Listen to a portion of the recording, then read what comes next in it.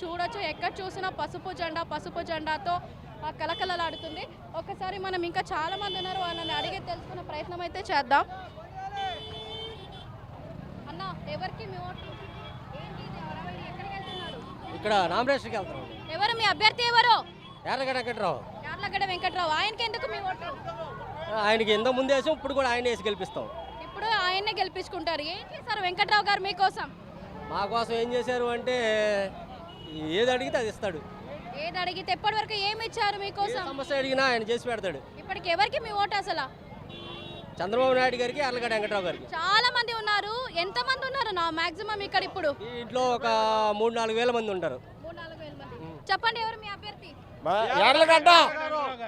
యార్లగడ్డ. మీ vote ఎవరికి? Yarlagadda. Cycle గుర్తుకే ఎందుకు మీ ఓటు? అభివృద్ధి కోసం. అంటే ఇప్పటి వరకు అభివృద్ధి జరగలేదు.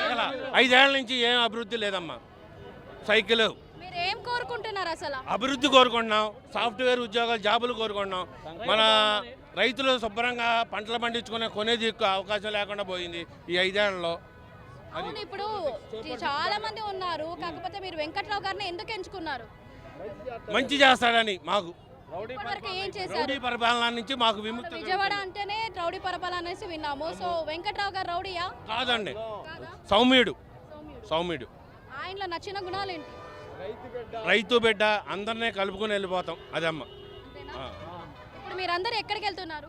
నామినేషన్ యార్లగడ్డ వెంకటరావు గారి నామినేషన్ కార్యక్రమం. ఎంత మంది ఉన్నారు ఇప్పుడు మీ ఊరు జనసమూహం? నుంచి ఒక 1000 మంది వచ్చామమ్మ. మొత్తం 40,000 మంది. మొత్తం 40,000 అవుతారమ్మా. చివరికి వచ్చేప్పుడు 50,000 మంది అవుతారు.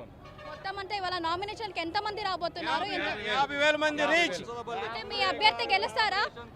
గ్యారంటీగా గెలుస్తారు తల్లి, గెలుస్తారా? గెలుస్తారు తల్లి. పుచ్చలపల్లి సుందరయ్య గారి నామినేషన్ తర్వాత షూర్ తల్లి.